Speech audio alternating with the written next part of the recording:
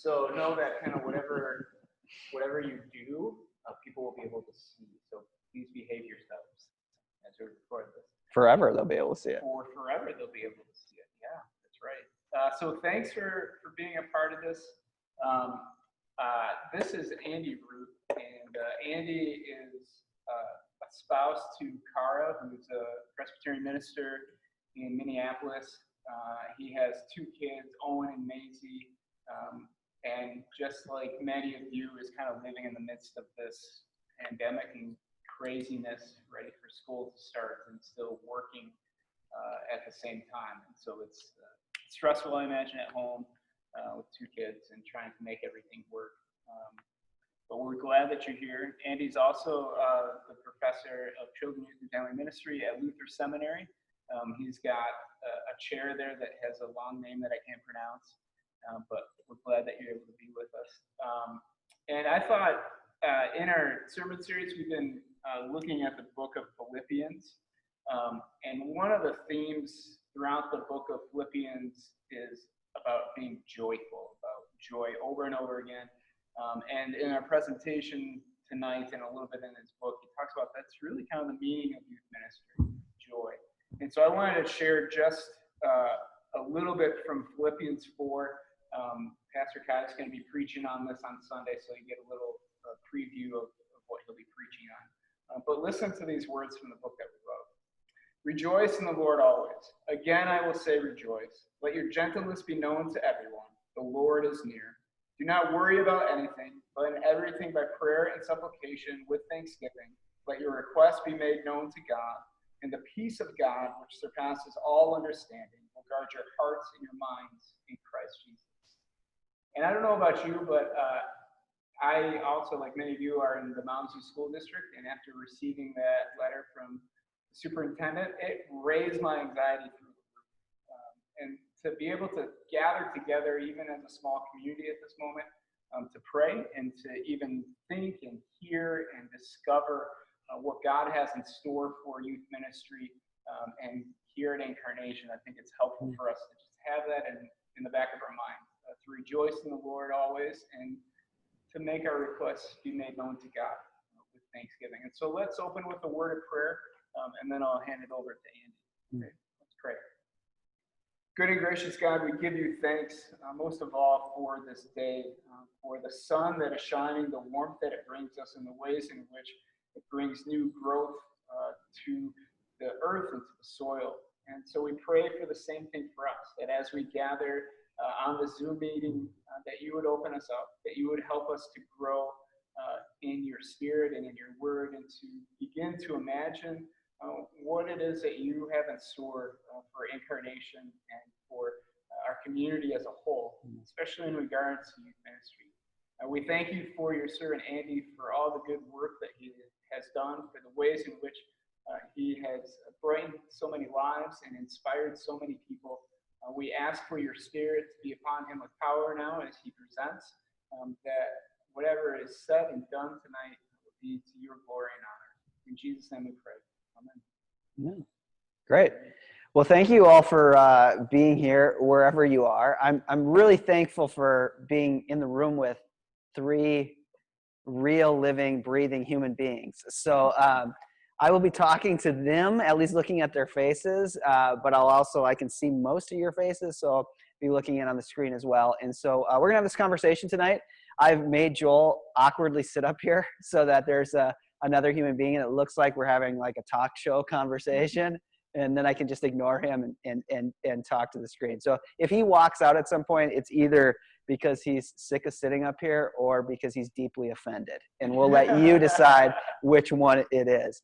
All right, so 2 things to say as we just jump into this. My plan is to talk for about 40, 45 minutes. We'll see how it goes.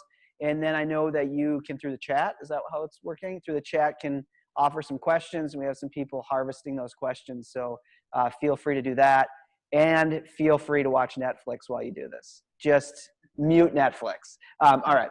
So I want to talk about this newish book that I have out called The End of Youth Ministry. I want to give you kind of two ways into this, or 2 kind of I don't know, ways to thinking about me and thinking about this book is one, you can see the subtitle is Why Parents Don't Really Care About Youth Groups and What Youth Workers Should Do About It. The first thing I have to say is I'm a parent here. And so anything I say about parents, I'm saying about myself. I have a 13-year-old and I have a nearly 16-year-old. May God have mercy on all of our souls. Nearly a 16-year-old. And so I am the worst of, and truly, I am the worst of sinners about any of this stuff. So anything I say, even from a theoretical base, is never to give any kind of judgment on anyone, but just to kind of see where we're at and how this all functions, and then how that kind of works with youth ministry. But I think this plays into children's ministry as well, as we just kind of think about where we're at as parents. And particularly, you're going to see here that I'm going to be talking mainly about middle-class parents. And I think there are some distinctions across both class and race. I think actually being a little more critical of some of this opens up, we can learn, I think, from a difference more so when we have that conversation. But just to be upfront as we go, a lot of the research, a lot of the reflection is kind of thinking about how middle-class parents are kind of making decisions for good or for ill. So let me start by telling you just two stories that frame this book for me. Well, it was a few years ago now. I was at a big youth ministry conference, a lot of youth workers there, graduates going to take youth ministry jobs, and a young, nice woman came up to me. She was just at the end of her university college days. She was a youth ministry major at a Christian college like Bethel. It wasn't Bethel, but it was a school like that. And she said, "Hey, I'm a youth ministry major. Would you have coffee with me?" And I figured, I don't know why I figured this, but I figured she just wanted to go to seminary. So she wanted to talk to me about which seminary to go to. So I felt like I owed it to her, because I'm sometimes a good person. I owed it to her to have a conversation, but I also owed it to my seminary to try to recruit this young woman to come to my school. So we got coffee. I was prepared to do my whole pitch. And I was telling her about what she should think about when going to seminary. And then she stopped me. It's like, "Yeah, actually, I'm just wondering if I want to do youth ministry at all." She said, "I just finished last year. I had a practicum at my school where I was like an intern for a while, like 10 hours a week." And she said, it was hard. She said, what I realized is that for a lot of families, that youth ministry just isn't their thing, and it isn't their kids' thing. And that we had a lot of kids throughout the year of our youth group who would just disappear. And she's like, I don't begrudge these parents or these kids for doing that. She's like, when I was in high school, which wasn't that long ago for her, she was like, gymnastics was my thing. And so I would be gone from my church, which meant a lot to me. I'd be gone from November until our meet season was over in May. And that was just the deal. So she's like, I guess what I want to talk about is whether I should do congregational youth ministry, or if I should just be a coach, because it seems like being a coach, you're just more into what the kids are into. That's their thing, and you can make a bigger impact. Well, then a few weeks later, I had the invitation to interview some parents, and I interviewed 3 different sets of parents that really were across the continuum of religious engagement, and really from kind of evangelical to mainline. And then I had one set of parents who had no church affiliation at all. They didn't go to a church, but they were, to be honest, they were way better parents than I was. And so I met these people through some sports association. They happened to be very into basketball. And really, boy, were they into basketball. So I showed up at their house. There was laundry that needed to be done everywhere. The house looked like it was in transition because these people were in constant transition. And I sat down at their table, and they had 3 daughters ranging from like 11 up to 16 or something like that. And basically, they told me their whole lives were basketball. That's all they did. And particularly during the winter months, all 3 girls were on pretty advanced traveling teams, and they had practice every night, games a lot of weeknights, but it says the weekends are nuts. Like usually all 3 of the girls are in some kind of tournament in the weekends, and we'll play 5, 6 basketball games our family will have over a weekend. It's like that's all we do in the winter months. It is just like basketball, laundry, repeat. That's all we do. And it was kind of impressive because both mom and dad actually were coaching. Dad was coaching 2 teams. Mom was coaching 1 team. And I was impressed because I was like, I would not do this with my kid. This was just intense. And so I was talking to them about how they make these decisions. And one of the parents at one point said, we want to be clear, like all 3 of our girls are really into basketball, but we don't care if they play basketball or not. Like they can pick anything. For instance, our middle daughter came to us this following spring and said, I don't think I want to play lacrosse, because of course lacrosse is their second sport, and said, I don't think I want to play lacrosse. And mom was like, that's fine. That's great. What do you think you want to do? And the middle daughter said, I don't think I want to do anything. And then mom was really clear to me that was not an option, that our kids had to do something. And she said, I don't care if it's a craft club. I don't care if it's a musical instrument. I don't care what it is. Our daughters need to do something. And then they said the same language that this youth ministry major said, that what's really important for us is that our daughters find their thing. That whatever their thing is, that they find it. It doesn't have to be basketball, but what's essential is that they find their thing and they do their thing. So I want us to think about this, and I want us to think about particularly about congregational youth ministry and how it often is a fighting for the thing, and how we often kind of think, like, how can we help the youth ministry at our church become a thing that kids commit to? Because they seem like families and young people will commit to all sorts of different things. So let me show you a diagram that maybe starts to help us into this. And my wife has said that you have to be on drugs to understand my diagram. So I don't know what you have at your house. Just stick with caffeine maybe. But here we go. So if we could think about it like this, that if you were to rewind, say, I don't know, 500, 600 years ago, maybe not even that much actually. If you were just to rewind a couple hundred years ago in America and kind of go back to agrarian America, that the family really was a hermetically sealed unit.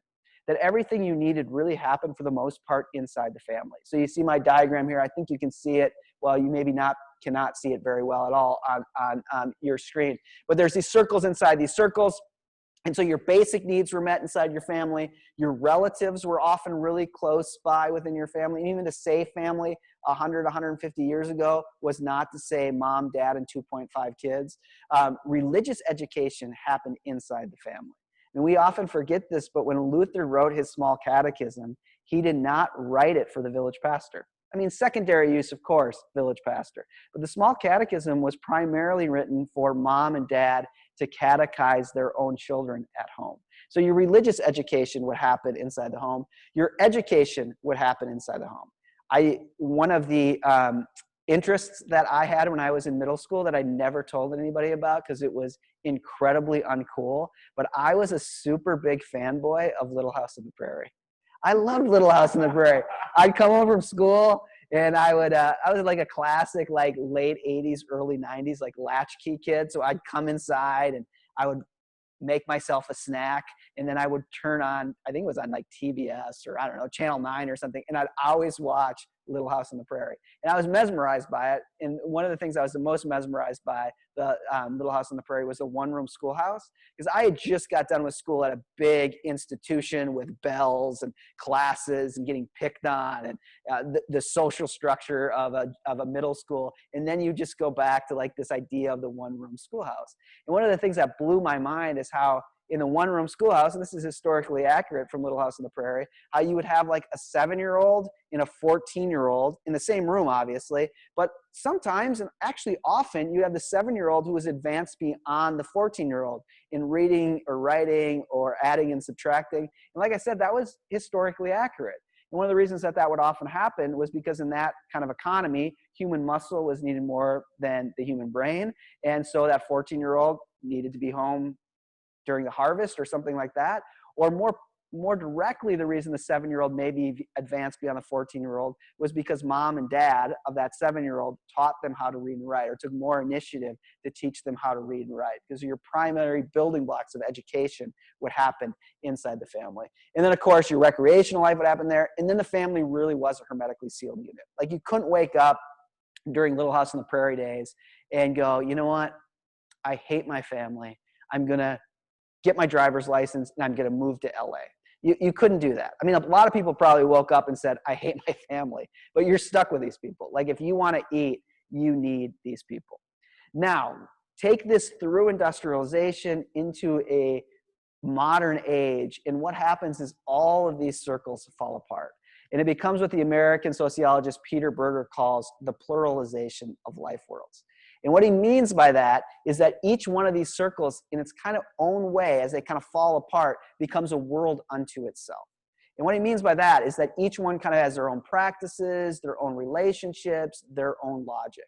So not to take this not to take us too far in the weeds here, but you can imagine now in an early industrial society and building towards an industrial society, something more like our homes now. Everyone wakes up in the morning. Maybe they eat breakfast together. Not my house, but maybe you're a better parent than me. You eat breakfast together in the morning. And then you kind of split off and do your day. And mom and dad go and work at some corporation or some institution, and kids go off to school. And for all intents and purposes, I mean, we really don't know what's going on there. For sure, kids really don't know probably what you do all day. They may now that you've been stuck in your house for 5 or 6 months, and they may find it really, really boring. But for the most part, they didn't know what you did. So these become these kind of worlds unto themselves, and that we kind of find ourselves in this world. Now, I want to push this just a little bit further as we start to build on and we get back to this thing. Another way to talk about this or think about this is that anthropologists have told us that it appears that every culture across time and space has something like these 5 categories to it. I don't know if you can read them, but there's something like family. There's something like society, who's in, who's out. Maybe in some societies, who's clean, who's unclean. There's something like government, some kind of way laws function. And there's an economy, even if it's a bartering economy, there's an economy. And then there's religion. In every society, there's something like religion. Now, they can be radically redefined across time and space. Just the most easy example is think of ancient Hebrew family and Victorian English family are 2 radically different ways of conceiving of family. You can just think polygamy, monogamy, and just radically different ways of conceiving a family. But nevertheless, there's something like an operative category called family. Now, imagine these as continents, each one of these 5. And the bigger they are, the more cultural esteem that they hold. If you were to even rewind 50, 60, 70 years, maybe at the height of mainline Christianity, that they probably looked a lot like this. I hope you can see that. But family is a huge piece of the cultural esteem. Religion has a huge piece. Government has its place. Society has its place. Economy has its place. But really the driving kind of cultural realities that held the greatest cultural esteem were family and religion.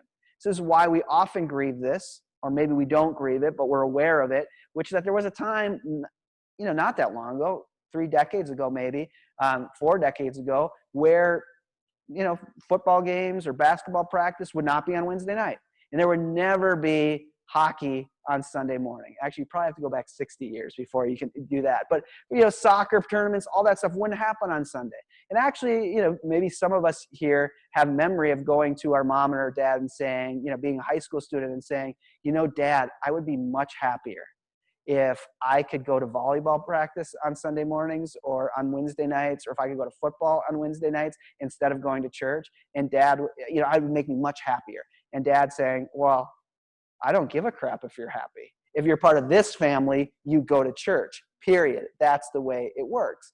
And that could have been fairly abusive at times, that's not just a good thing, but it's a very different kind of cultural imagination where what really matters is connection to family and society. And you see how it starts to define practice. It defines the way we actually act and move in the world. Now, fast forward to our time, and these things have radically shifted. Again, I don't know if you can see this well, but economy has become huge. And society has become huge. Government has got a little bit bigger, or maybe it's a little bit smaller, but either way, you're super mad about it. That's my only politics joke for the whole night. And then family has shrunk a great deal. And religion has even shrunk more. Now, that's not to say people are no longer religious, but it seems to be clear, at least particularly in middle-class suburban settings, it doesn't seem to organize their life like it once did. So economy and society become these huge cultural realities.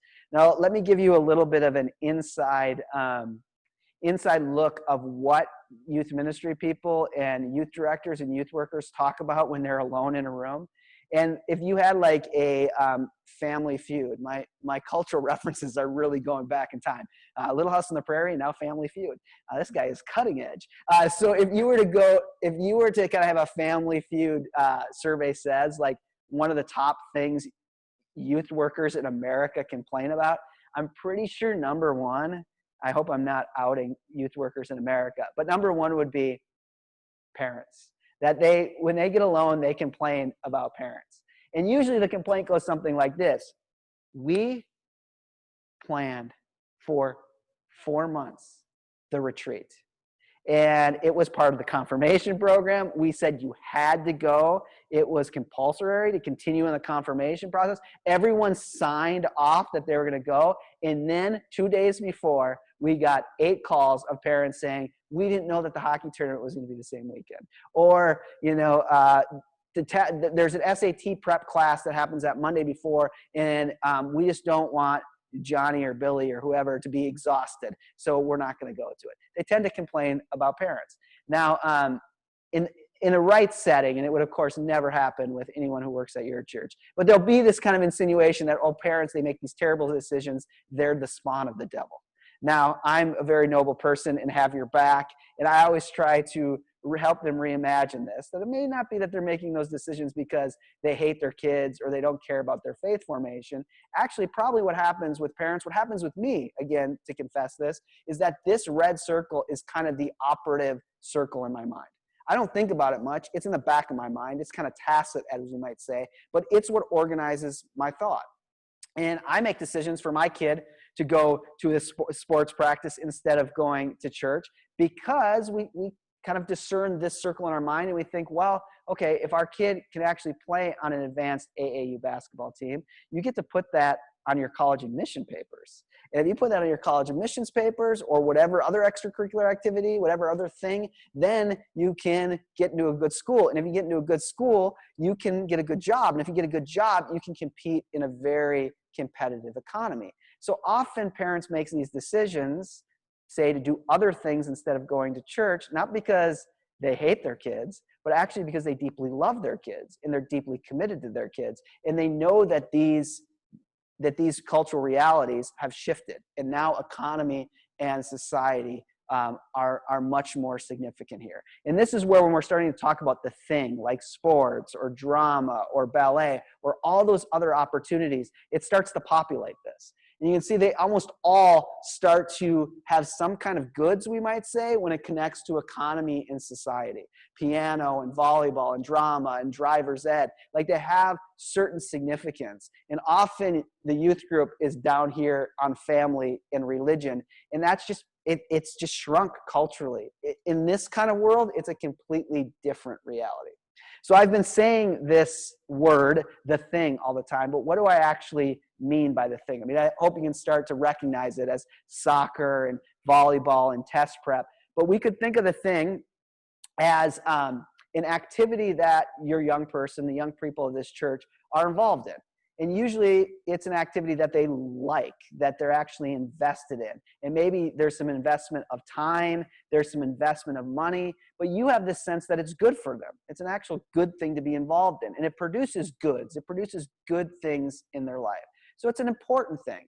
But it's even, I think, more important, and I don't think we're as explicit about this when we think about what our children are involved in, but we also have this sense, and I think this is really significant for our cultural moment, is that this thing, whatever it might be, a sport, drama, even test prep, like I said, musical instrument, we have a sense that our young people, that our children, that they need this thing to build their identity around, and it's also connected to their sense of the good life. So I want you to kind of keep these things in mind. The way that identity is constructed, and by identity I mean how our children answer the question, who am I? And then the good life, like what makes life good, or what prepares our children to live a good life. And my point here is that whatever things you choose to get your kid involved in, whether you're explicit about it or not, you kind of have this sense that it will help them figure out who they are, and it will help them understand the good life. And when I interviewed these parents, it was really clear. Every parent said, we just want our kid to find their thing. And that was pretty close to, we really think it's important that our son or daughter knows who she is. That if she knows who she is, then she'll have a chance of being happy, which is connected, of course, to this sense of the good life, that we all want our children to live a good life. So let's start by looking a little bit at this thing. Nod with me if you understand kind of what I'm saying by the thing. Yeah? Okay, I see a thumbs up. Good. Let's start by looking at identity a little bit.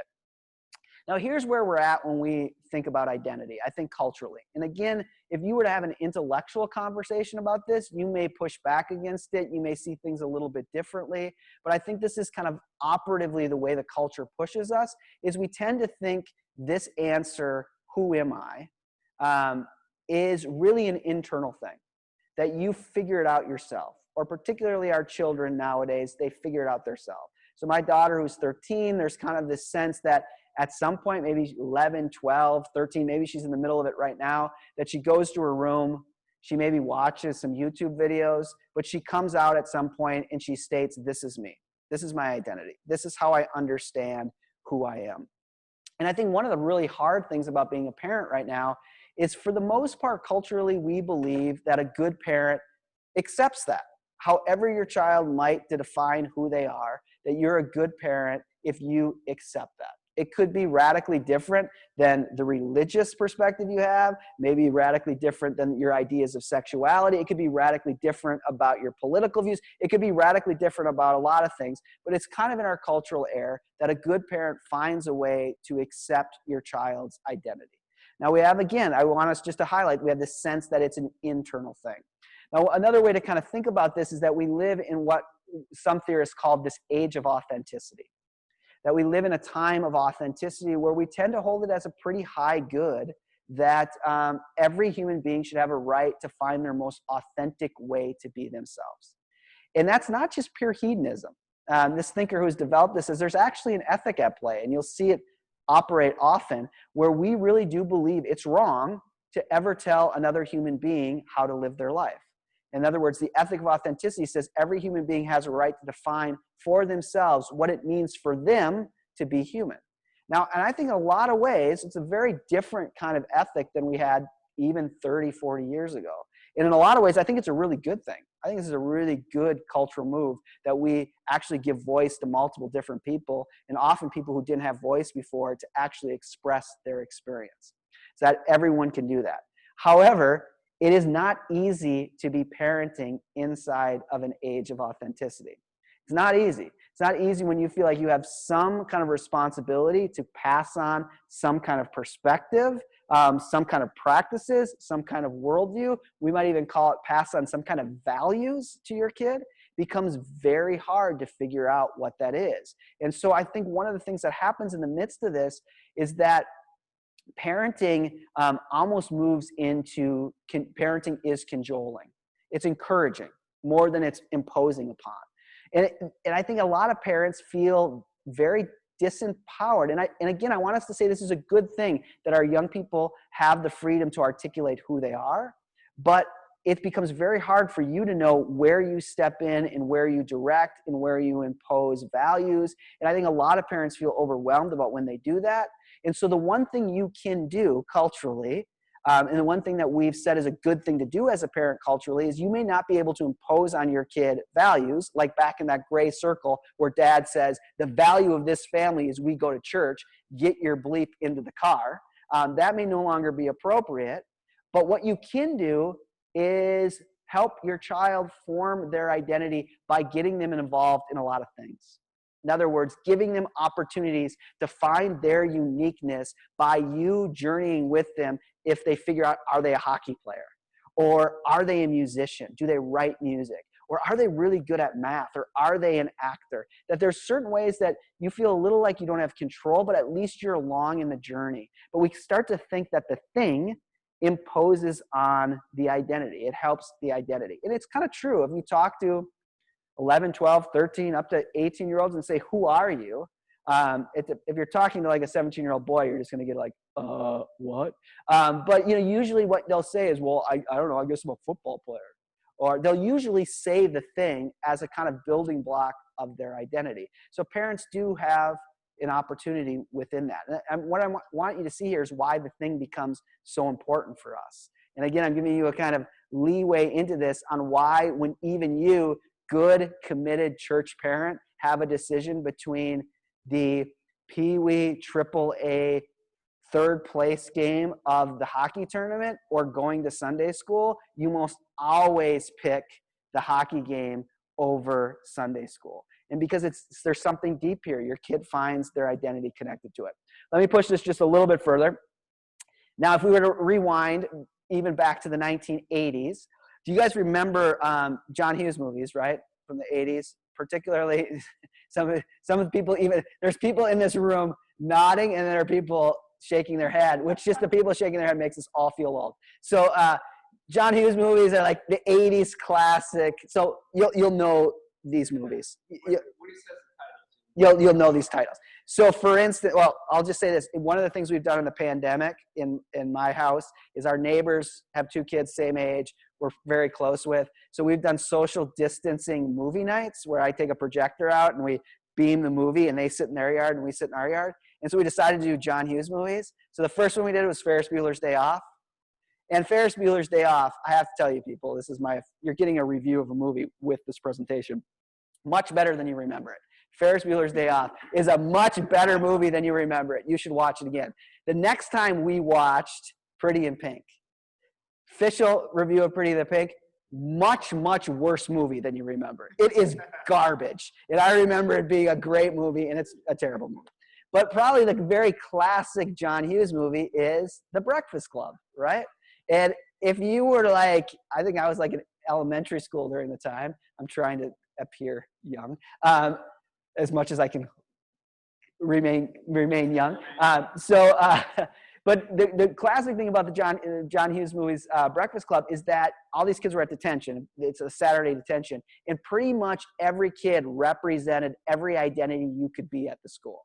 So there was the jock, and there was the pretty girl, and there was the burnout, and there was the nerd, and they were all there. And for some reason, in the shallowness of our 80s selves, that was pretty cool. But think about that. Think about that kind of phenomenologically. Think about that as a cultural script.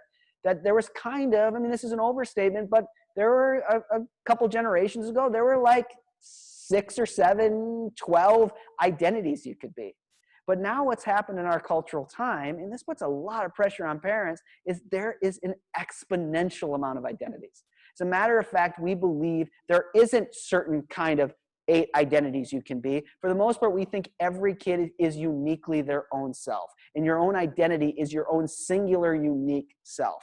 Now that, again, these are really good things. It also becomes very hard to think about how you parent in the midst of this and what values you pass on. It becomes really difficult. Now, let me give you another example of this, and that just shows the escalation. And I have to be very clear about this because I'm going to give you just think about bullying and how bullying works differently across these generations. And I am not in any way saying bullying is good. There's nothing good about bullying. But when you were growing up in the 80s or even doing youth ministry like I was in the 90s, bullying was just part of it. There's always some kid being picked on all the time, and you would confront those kids who are picking on those kids like, dude, just knock it off. Don't be a jerk. Don't do it. But I have to admit, after a while, you just kind of ignored it. And there was I think a wrong script, but the kind of script we would play was that bullying could serve a positive objective. I don't believe this is true, but this is what we kind of held on to. And what it could do is if you were a kid and you were acting too weird outside of the 7, 8, or 12 identity options, you'd get picked on until you got in line in one of those identities. You could just be strange on top of strange. But that is, I think, in a really good way, what's happened now. And now at my kids' school, which is a Montessori school in St. Paul, bullying is zero tolerance. If you are bullying anyone, your kid is pretty much booted out of school. And there's something more at stake now. It's not just one of a few options. Let's get this kid back to being not an oddball weirdo, but actually getting into a functional societal role. Now every kid is their unique self, and to pick on someone is actually to pick on the depth of their identity. Again, that is a really good thing, and it's a gain. But it becomes very hard to parent in this. And one of the things you can do is journey with your kid and help them have all sorts of different experiences of different things to find out who they are. Or to push this just a little bit further, you all know Play It Again Sports, right? There's got to be a Play It Again Sports in Shoreview, Arden Hills area, I would imagine. I know I did research on this. There are at least 13 in the Twin Cities. There's at least 13, maybe it's 18, but 13 or 18 Play It Again Sports in the Twin Cities. If you think about it in the context of our conversation, Play It Again Sports is a great business model because Play It Again Sports is the graveyard of failed things. So what Play It Again Sports does, almost as a service, is it lets you back your car up into your garage, open your trunk, and throw all of the gear that was connected to all of the things that failed.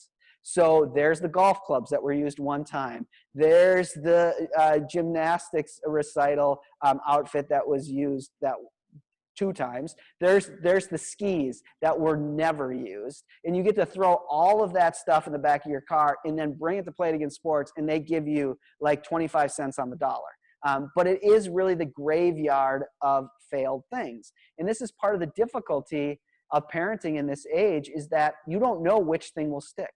So you just have to expose your kid to a bunch of different opportunities because it's connected to their identity. And it doesn't work. Some of them don't work. They did basketball for 2 years. They're done doing basketball. Now they're going to do something else. And your job is to get them involved as many as you can. So you start to see how identity plays within this. Maybe to give you more of a theoretical base for how this works, there's a very good book called Unequal Childhoods by a sociologist named Annette Laro. And she wrote this book where she looks at both working class parenting practices and middle class parenting practices. And what she calls, the way she defines middle class parenting practices is what she calls concerted cultivation.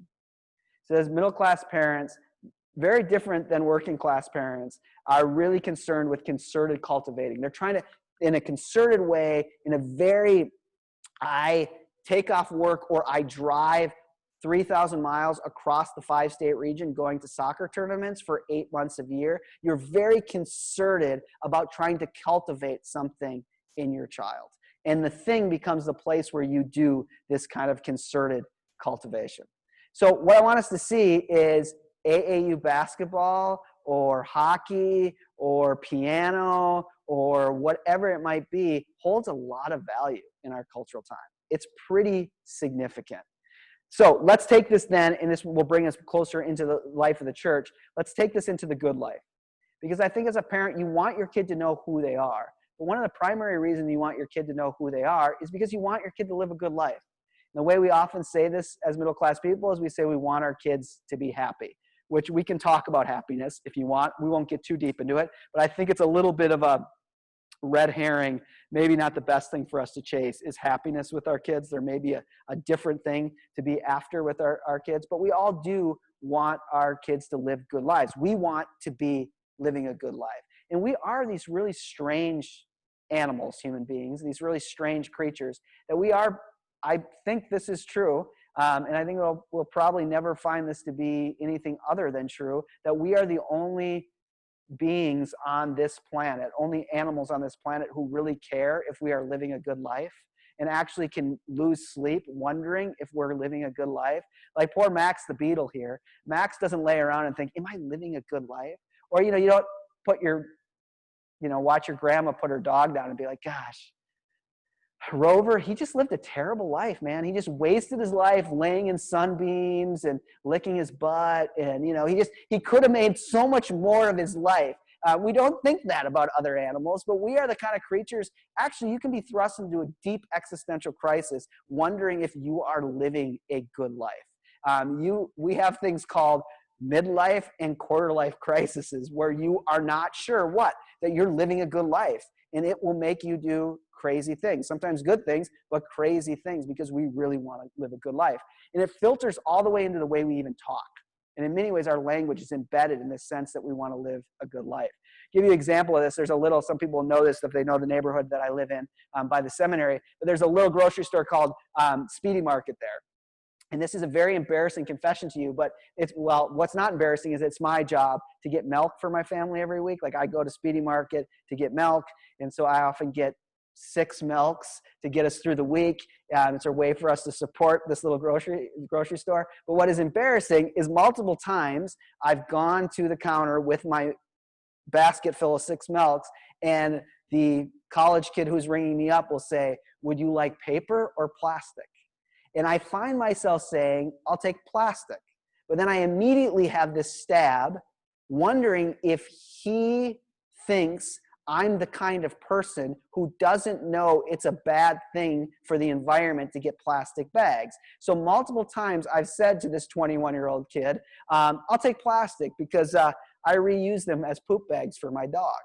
As if this person cares that my dog poops a lot or something, or that I need to use them. But I feel almost compelled to let him know that I know it's not a good thing to keep using plastic bags, and that we should at least use paper, if not reusable bags. But then, of course, what happens is when I say that I'm going to use them this way and then am flushed with embarrassment, I look at the kid, and he doesn't seem moved at all about my moral clarification on why I'm going to use them. So then I start to do moral judgments on him. He may be just thinking about a YouTube video or the date he's going to go on later, but I start to think, is this one of these spoiled brats that doesn't know it's a bad thing to get plastic bags? So you can see, like, even when we say to each other, have a good day, or how are you doing, there's a way that we're kind of these moral animals that are moving into this. As a matter of fact, if I leave Speedy Market and I see a neighbor and my neighbor says, hey, your kid's good, that becomes a moral question.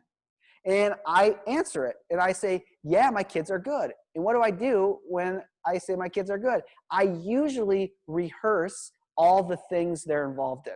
And I say, yeah, my kids are good. Oh, well, we're busy. I mean, Maisie started taking this fencing class at the community center, and Owen's doing piano, and he's getting really advanced, and we're just busy. We're moving back and forth to these things. I tend to rehearse that. Now, if I was a medieval person and someone was to ask, are your kids good leaving the supermarket? If there were supermarkets in medieval Europe, but just go with me. And you were leaving, and I was to say, yeah, my kids are good, but yeah, and they're good. Maisie has been going through a very deep time of penance, and she actually wore her hair shirt to school so that she could repent of her sins. And Owen, we think he may have had a couple demons, but we've cast him out, so things are going really well. Like my neighbor, if I were to say that, my kids being raised by a pastor and by a theologian, they would think, what would they think? They would be thinking my kids, we should call social services, because those kids are not living a good life. So even the way we start to define what's a good life, we start to use participation in these things. Now imagine that. Imagine if you were to ask the kids good, and you were to ask it to the church. You were asking it to kind of the church generally. Now if you were to ask in the, let's just say 18th century England, if you were to say, hey, are the kids good? The response broadly you would have gotten from the church is, no, the kids aren't good. And then they would have said, the kids are not good, and the empire may be in danger here in England because they can't read and they can't write, and this whole new budding industrial age has really been bad for kids. So what do you get in response to this moral problem? What you get is this thing that we still have today called Sunday school. You get the Sunday school movement. You get this guy, Robert Reichs, who creates the Sunday school movement that gets moved across to America and really across the world. Now, if you were to be in the 19th century and you were to say, are the kids good?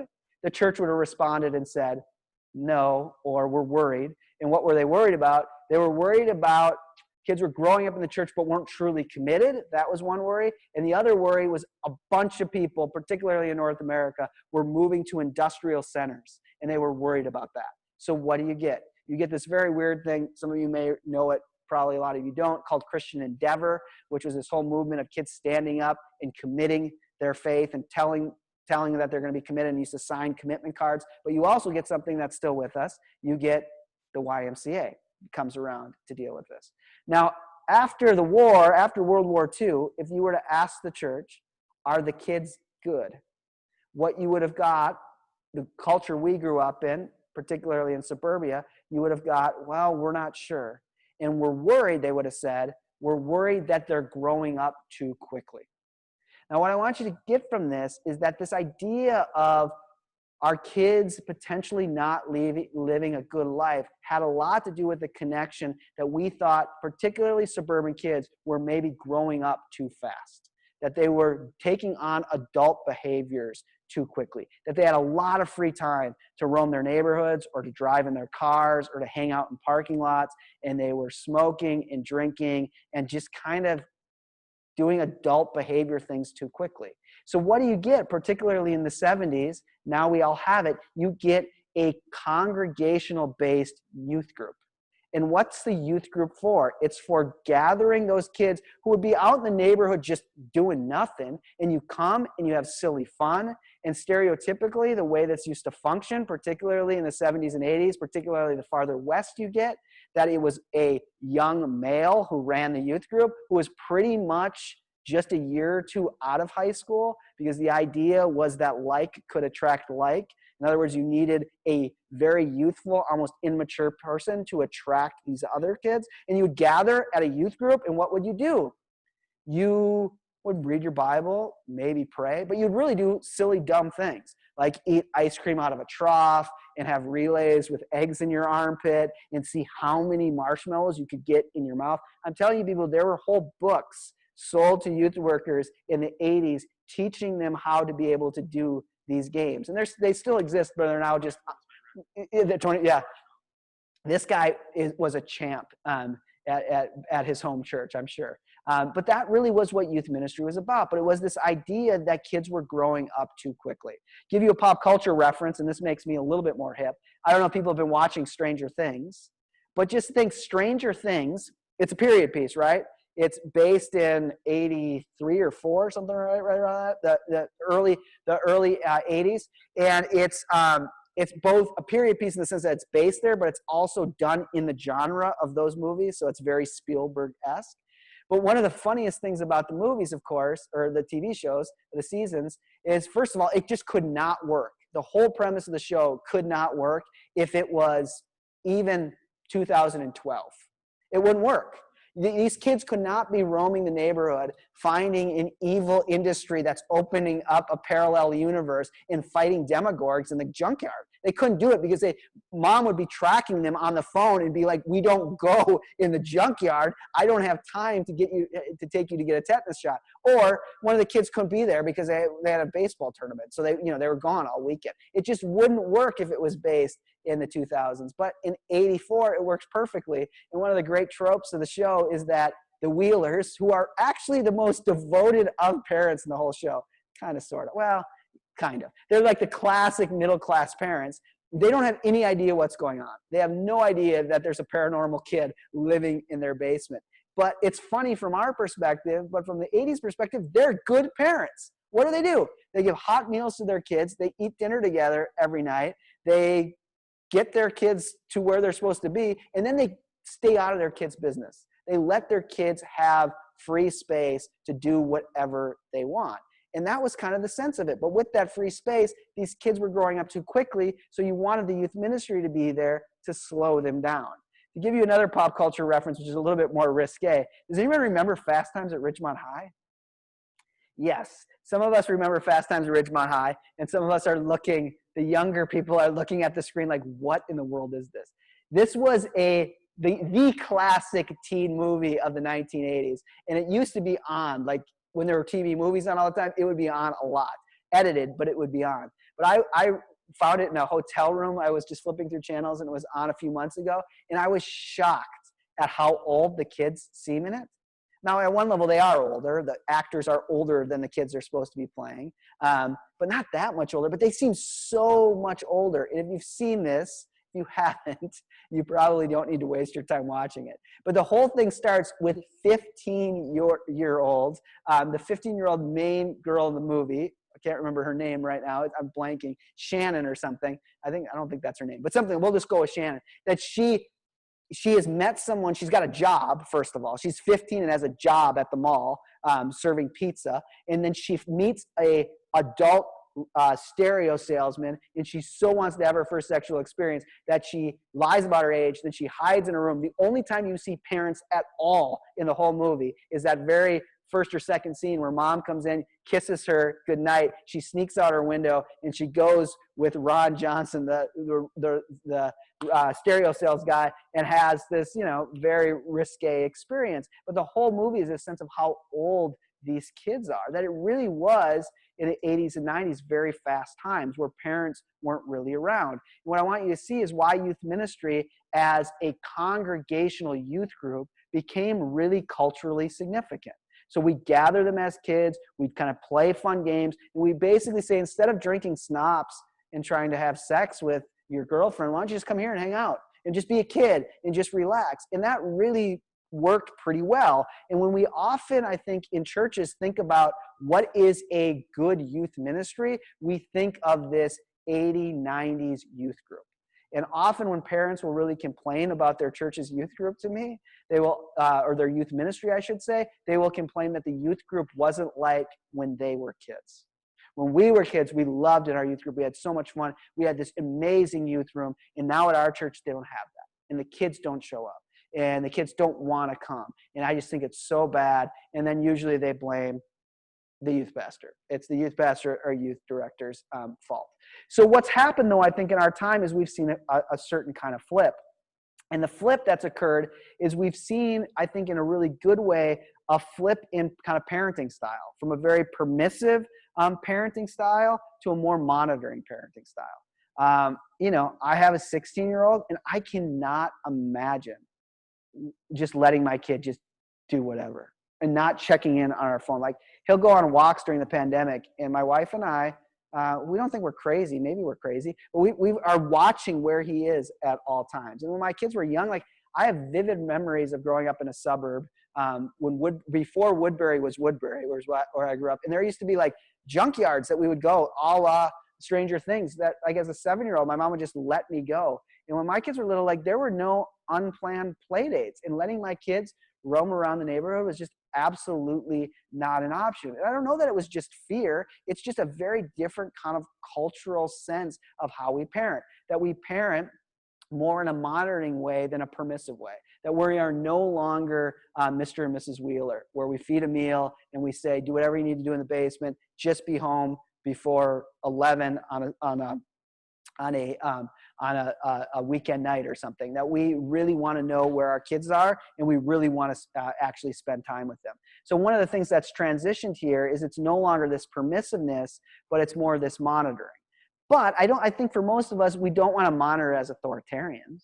No one wants to monitor as authoritarian. And you don't want to monitor by putting all sorts of rules in place. But one of the ways you can monitor is by getting your kid, again, involved in all sorts of things. Participate with them as they try to make it onto the varsity cheerleader team. Help them as they go to all these things. So the authority kind of in parenting becomes this way of journeying alongside. So you have a flip from Mr. and Mrs. Wheeler to the Gilmore Girls, where Rory and Lorelai are best friends. And so, this is just, again, another example of me being old. But for some of us here on this Zoom and in this room, if in high school, like if you were a junior in high school and you would have said, like, my mom is my best friend, you would have got punched in the nose. Like, people would have never stopped making fun of you if you said that. But in a really beautiful way, a lot of kids now would say, who's your best friend? They would name their dad or their mom as their best friend. I mean, my kids wouldn't, but that's a whole different existential burden I have to carry. But a lot of kids would. Actually, my daughter would probably say that my wife is her best friend. It's a beautiful thing, but it is this sense of being alongside. So we've seen this very different kind of imagination of what helps our kids live a good life. It's not just openness to roam or to figure it out or to go and make mistakes. It really is us being alongside of them. So this then means that we have this kind of sense of parenting becomes parenting by a menu of activities. So the way we parent is give them a menu of activities. So we give them homework, and there's test prep, and there's volleyball, and there's debate club, and there's piano, and there's soccer, and there's work, and there's cleaning their room, and there's driver's ed, and there's Netflix and relax. I'll tell you guys an inside thing. That used to say Netflix and chill until somebody told me at a presentation that's a euphemism, that's not a really appropriate thing. And that was the very moment, I can pinpoint it, the very moment that I realized I was old was right that moment when I had Netflix and chill, and someone came up and was like, you do know what that means, don't you? I was like, no, it means, this is what you, anyhow. Sleep, youth group, walking the dog, organizing the sock drawer. Like, really, as a parent, you are part of a lot of this. You are participating with them all, but the way we parent is by accompanying them, by giving them these menu of opportunities and things to be involved in, which then points to, I think, a more radical flip that's happened. And I say this in the most broad strokes, but it appears that the social scientific research backs this up, that we're living in a time where it appears that young people are not, like Fast Times at Ridgemont High, growing up too quickly. If we wanted to say something, we would say they're actually growing up too slowly. That we've seen a whole flip in this. And by that, that's a hard thing to quantify and to know. Like, we all have things we're really worried about our kids that may be dark or that we're concerned about. But on a broader kind of measures that you can look at, it seems like some of the measures of what it meant to be growing up in the 80s and 90s now are happening much later. Like, for instance, getting your driver's license.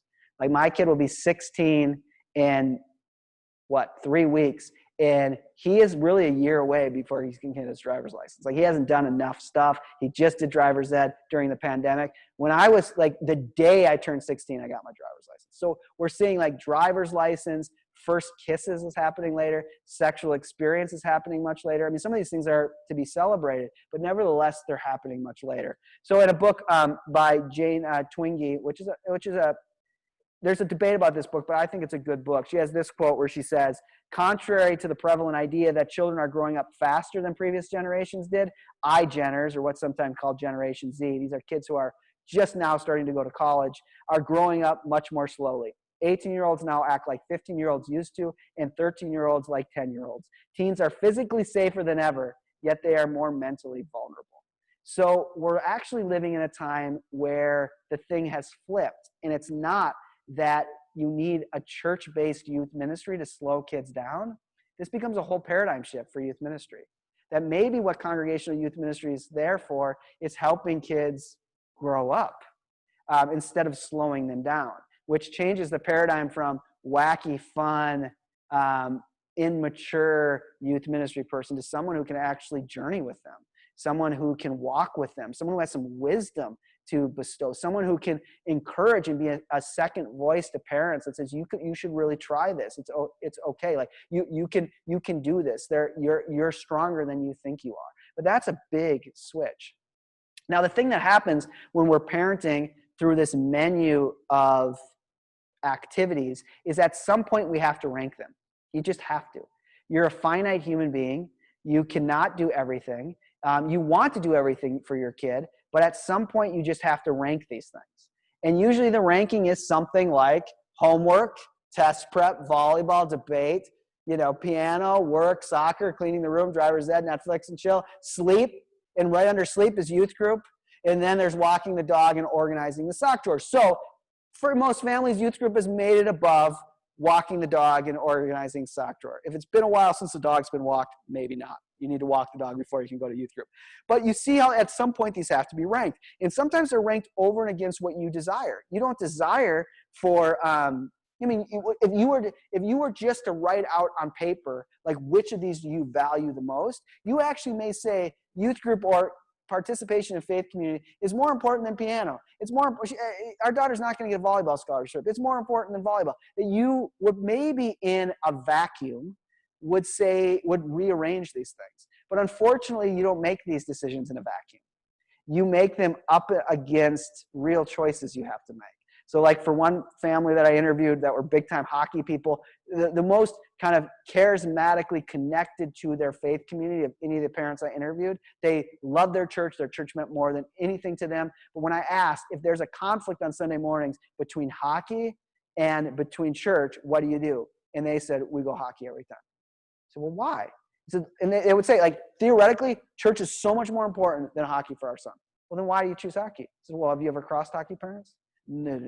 But they'll say things like, well, we can't. Like, there's already 2 kids sick, and if our son misses, then all of a sudden they're down to below 2 lines, and they're gonna lose the game, and then we're gonna have to face these people when they've invested all this. Or they'll say, like, well, we've invested a lot of money in this, and our kid likes it a little bit more than church. He likes church fine, but we have to choose this. So eventually these things get ranked, and we just have to rank them.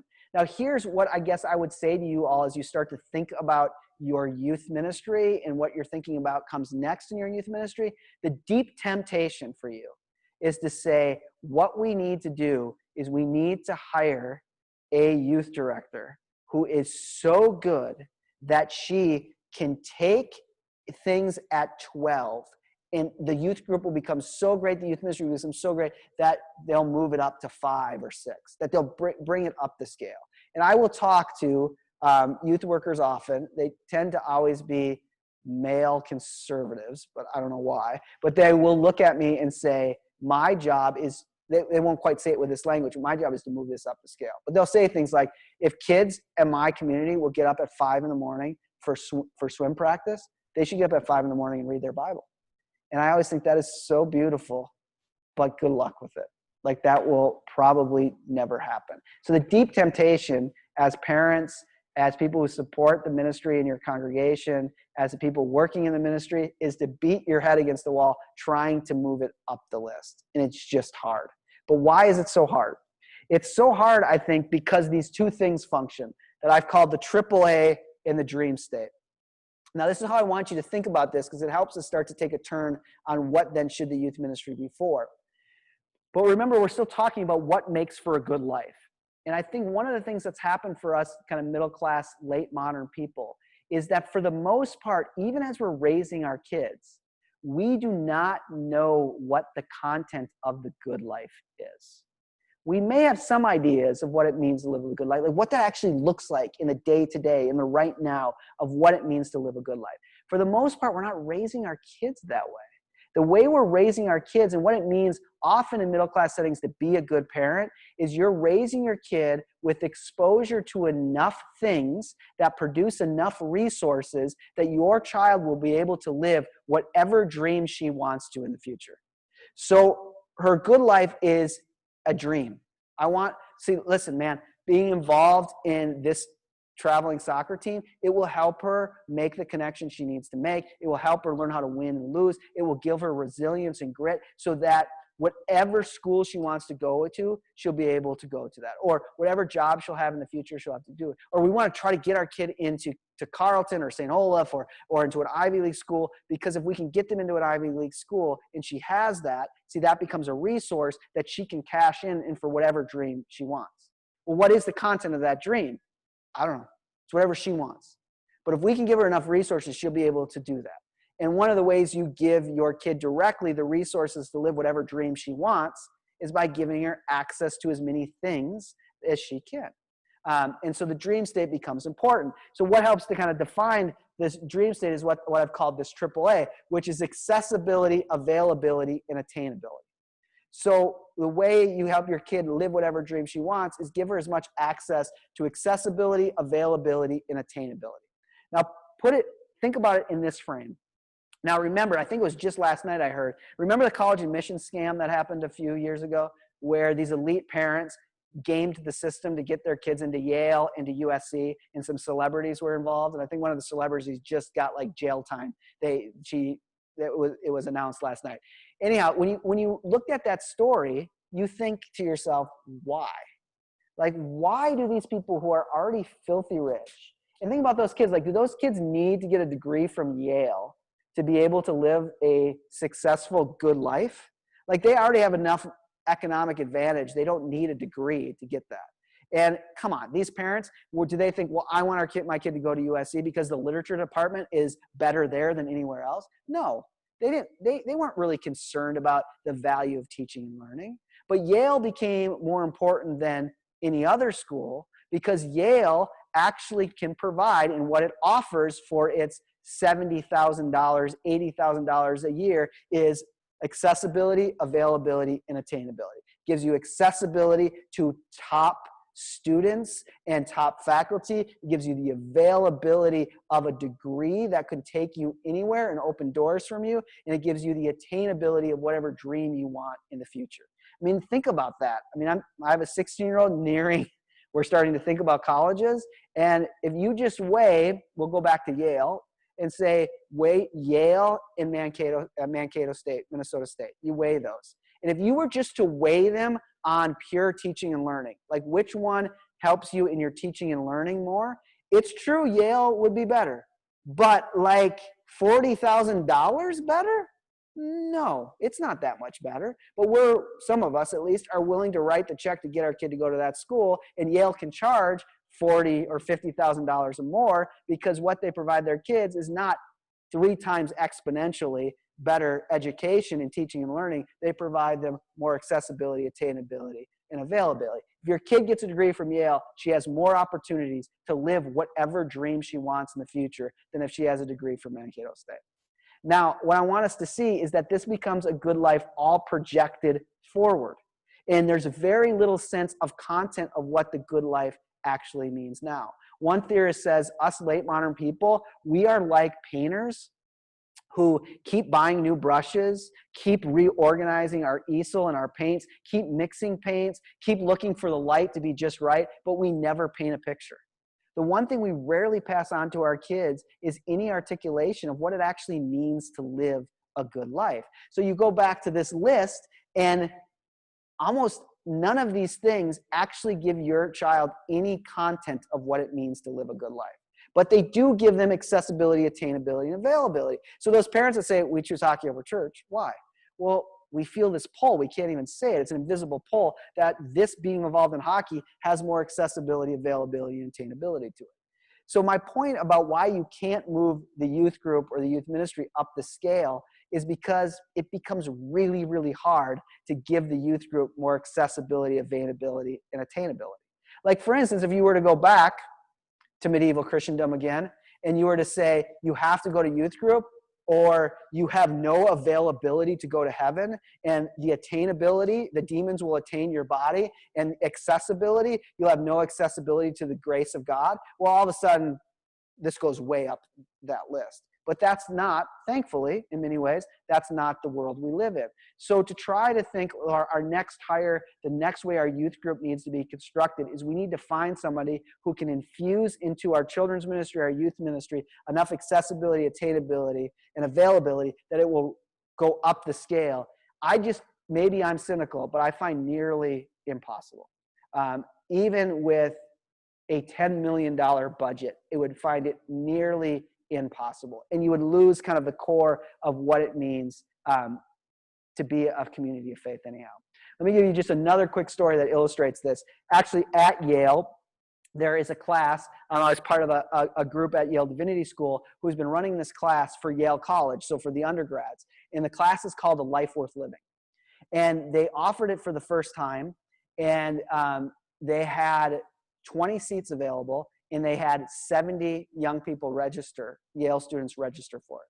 So they thought, oh my gosh, what are we going to do? They opened up another section, but that could only get them to 40. So they decided the way they would weed out these students is they would make it a prerequisite that you had to write a 6-page essay on why you wanted to take the class to register for it. So that would take people away. So the next year they did that, and they had 120 kids register for it. These are the elite of the elite in this country. And basically what they discovered interviewing these kids and asked them, why do you want to take this class, is they basically said, not quite in these words, but they said, we played the game perfectly. We did everything since we were 11 years old for accessibility, attainability, and availability. We did it all, and our parents helped us get it all. And then we got to Yale, and we had no idea what it was for. What was the point? And so the idea of spending a semester reading classic texts about what is a good life, about what's the point of life, about looking historically at what that's meant, that going on retreats and talking about this, that it became a huge thing. Now, that's a very different kind of perspective of what we're about. But this becomes kind of the issue. All right, one more point, and then we'll start to land this plane. But confirmation is a really good case study, I think. And I'm looking at the person who's running your confirmation program right now. But confirmation is a really good case study because for most people, I think, even across the larger society, confirmation is still a good. It's a good thing. You say, we want our kids to be part of it. It's good. It's a good thing to have them in. And you do that, and probably you won't this year maybe, but other years you gather in a room and you would be told what the requirements are, particularly for, do you guys confirm people in 9th grade? So what will happen in 9th grade so that confirmation Sunday can happen. This is what needs to be fulfilled. A faith statement needs to be written. We need to go to this retreat, whatever. And parents will be like, yeah, we're in. We're committed. And so the ranking, when we go back to that, goes up the list hypothetically. But confirmation is a good case study because you never make these decisions in a vacuum.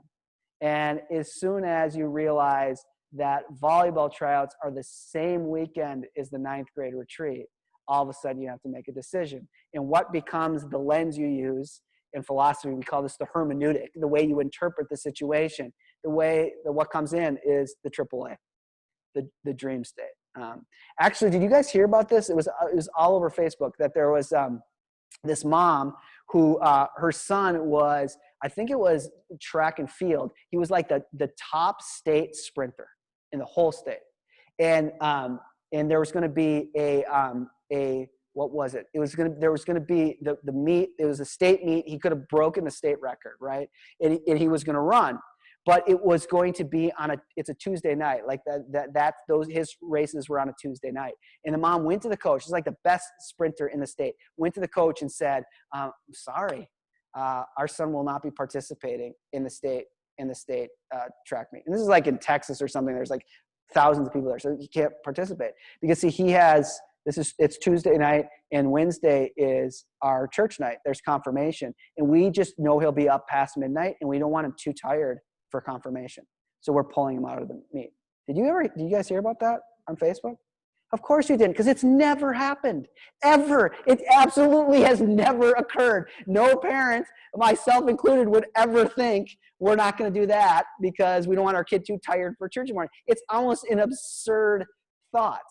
Sorry, that joke works way better in a room of people who I can have hanging on every word. I had 3 people hanging on every word, and then it's better when you erupt. And it doesn't work as well when you are sitting in shorts in your living room. But it just has, we almost don't even think about it. So you see how these different decisions are made. All right, now to start to land the plane and take us into a little bit of Q&A is there's your Google.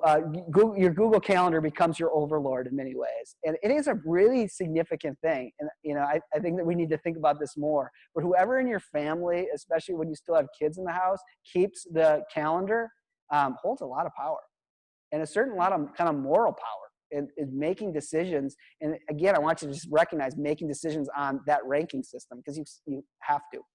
All right, but here's the issue: is if we return to identity, there's a certain flaw culturally in all of this. Remember, I started by saying that identity is an internal thing that you discover.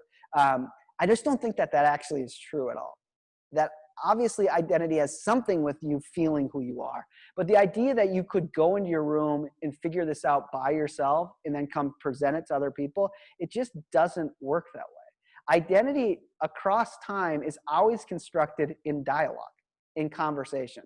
And a lot of us know this existentially, because you remember your own middle school days when you thought you knew your identity, so you wore those pants or those shoes, and then you entered into discourse with your friends at lunch, which was probably not a very rich discourse. It was just humiliating you for wearing that outfit, and you thought very differently about yourself after that. And that was a very painful discourse that you got.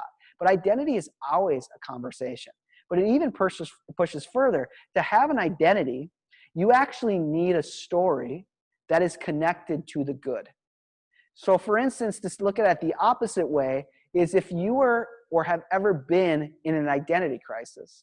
You are thrust in an identity crisis because you realize the stories you've been living out of that give your life some semblance of goodness, you've all found out that they're not true. Like tragically, movie example is that you thought your spouse loved you, you went to work, you came home, and you got the Dear John letter, "I'm leaving you, I've been having an affair for the last 6 months." And what happens to you? You actually feel like you lose your identity, even though you didn't do anything. Even though really nothing you did happened, you feel like you lose your identity because the story you've been living out of all of a sudden is not true, and it no longer correlates to what is good. So you feel like you're in an identity crisis. And this takes us back to those basketball parents. Remember those basketball parents who said, basketball's our thing. It doesn't have to be our thing for our kid.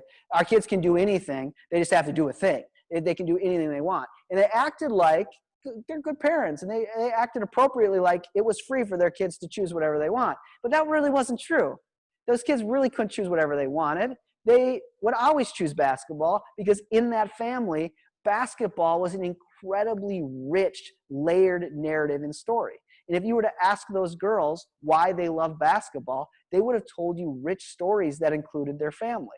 Like you learn really quickly that they're so into basketball that mom and dad met in basketball. They met at an elite camp, and that mom's father was 30 years a high school basketball coach, retired as a star of the town for leading the team to the state tournament. The girls, if you would ask them why they love basketball, they would have told you a story about their dad taking them to Sonic, one of the girls all by herself, taking them to Sonic and having a meal together to buy her first basketball shoes. And another girl would have told you about the first time she sunk a three-pointer, and her grandpa was at the game, and she looked at the side, and her grandpa was jumping up and down as she hit it, and she thought to herself, I'm going to shoot 100 threes a day now.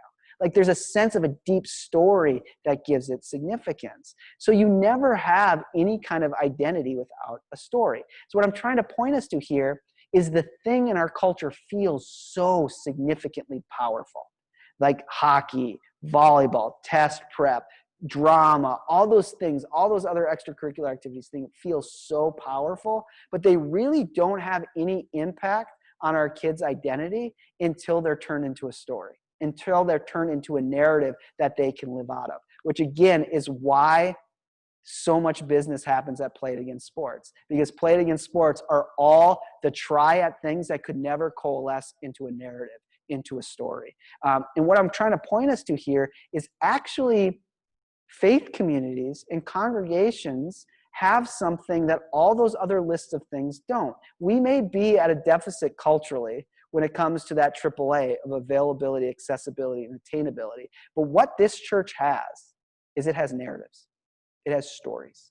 The only thing this has is that you are gathered around the story of the one who has been incarnate, crucified, and resurrected. That all of you have stories that you're here because somewhere in some part of your life, someone told you this story and lived out their life inside the story of a God who has entered into the world. There are people in this church who have made it through the loss of a spouse because of this story of who Jesus Christ is, because of what the church was there for. There's rich stories of people who have buried children, people who have made it through illnesses because of that. And I think what ultimately we want our youth ministries to be about is exposing, inviting kids into stories. And if we really want our kids' identity to be shaped, what we need to expose them to is, sure, certain things are important, things are great, but what they really need are narratives and stories. And what this youth ministry going forward, I think, can really provide your young people is actually access to the stories in this congregation. So one of my big pushes for you all is, as you think about what's next youth ministry-wise at this church, don't think we need an ace who can get us the best thing that turn youth ministry into a thing. You need a pastor, a minister, who can actually go to the adults in this congregation and go to the young people and bring them together to hear each other's stories. You need someone who actually can minister across generations, who can go to someone 75 or 80 and say, you know, Gus, I know that your prayer life is what got you through your cancer. And I know that those cancer chemo treatments were an SOB. Would you tell our 8th grade confirmation class how you did that? Well, I don't know what I would say. Well, I'll meet with you. And we can have coffee together, and we can think about how you could tell that story to these kids. And then to be with those kids and ask them what they think of that story. And do they buy it? I mean, there are people in this congregation who have had experiences of the living God, answers to prayer. And one of the things I think we need to be brave enough to do is have those people tell those stories of answered prayer, and then ask our kids, essentially, do you buy it? Do you think that happened? And invite them to really think the faith and wrestle with it and read scripture next to it. That you need someone who can actually, I think, do that. And what the church has, in our cultural time, it has slid down that scale of that AAA dream state thing. But what we have are deep stories. I know those of us who are Vikings fans are preparing for another season of getting our heart broken. The NFL is starting, but what was it last year that it was the 100th anniversary of the NFL? You know, and so you like at the Super Bowl, there was all, you know, the 100 greatest players in the NFL. And at some level, you know, we tend to think as people in churches like, wow, the NFL is such a powerful institution, and people on Sundays way more participate in fantasy football than they ever go to church. And wow, I mean, the NFL is a powerful cultural institution. Well, they've been around 100 years. They got 100 years of stories. The church across the globe has 2,000 years of stories of people wrestling with deeper things than how do you kick a field goal when no time is on the clock. People are really wrestling with oppression and brokenness and fear and hope and joy. And this is, I think, ultimately what we want to expose our young people to. So we should count some things. But maybe what we count is not how many participate, not how many are there. I mean, those tell a story. We should be aware of those numbers. But really maybe the thing that we count more than anything is how many stories and narratives are our children and our youth exposed to through their years, through their 8, 9, 10 years through children's ministry and youth ministry. How many stories do they hear? When are they invited to tell their own story? And are there people here who can help our kids tell those stories? And are people here who are trusted across generations who can go to people across those generations and say, I think you have a story to tell our young people. And I can sit with those young people and say, these are the stories. This is what I think where identity is built. And if we have any desire for our young people to have an identity in Christ, they can only have that identity in Christ because God acts in and through the community's narratives and stories that continue to testify to this living God. And I'll end by just saying that those stories, they don't all need to be wrapped up. Like we sometimes think, okay, if we're going to hear a story, they have to be these kind of classic testimonial stories that say something like, my whole life, I just felt like my life didn't mean anything. And then I got cancer and I was really depressed about it. And so I wanted to take some power back in my life. So I met a kid that I was a teacher, a chemistry teacher at a high school. And then this kid and we decided to start cooking crystal meth, and it was blue. And I started to sell it on the streets of Albuquerque. All right, I'm just telling you the plot of Breaking Bad. Okay, so I broke bad, and then I found Jesus and everything's okay. And now, high school students, I'm here to tell you that even if you cook crystal meth and are known as Heisenberg, you can love Jesus too. The church needs those stories. Those are good stories. And we hope our young people are exposed to some of those stories. But young people also need to be exposed to the stories of people who are still right in the middle of the process.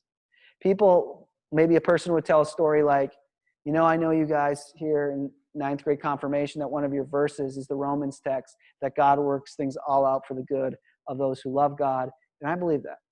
And I believed it my whole life. And I've been going to this church for 7 years, and I've gone to church most of my life, and I was confirmed just like you.